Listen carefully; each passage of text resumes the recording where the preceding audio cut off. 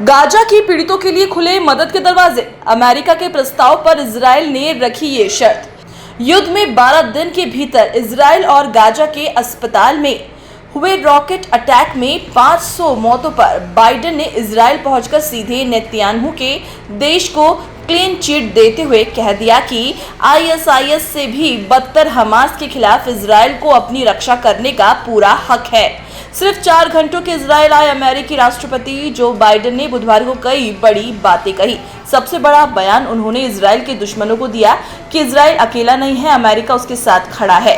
Gaza के अस्पताल में हुए रॉकेट अटैक में 500 मौतों पर बाइडेन ने इजराइल को क्लीन चिट देते हुए कह दिया कि आईएसआईएस से भी बदतर हमास के खिलाफ इजराइल को अपनी रक्षा करने का पूरा हक है। साथ ही अमेरिका ने हमास पर प्रतिबंध लगा दिया। इस बीच बाइडेन के आह्वान पर इजराइल ने मिस्र को गाजा पट्टी में सीमित मात्रा में मानवीय सहायता पहुंचाने की अनुमति देने की घोषणा कर दी है।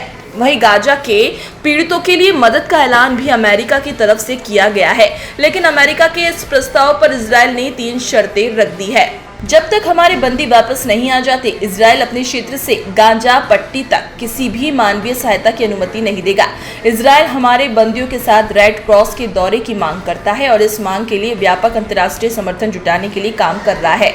राष्ट्रपति बाइडेन के अनुरोध पर इजराइल मिस्र से मानवीय सहायता को तब तक नहीं रोकेगा जब तक कि यह केवल दक्षिणी गाजा पट्टी में स्थित नागरिक आबादी के लिए भोजन, पानी और दवा है।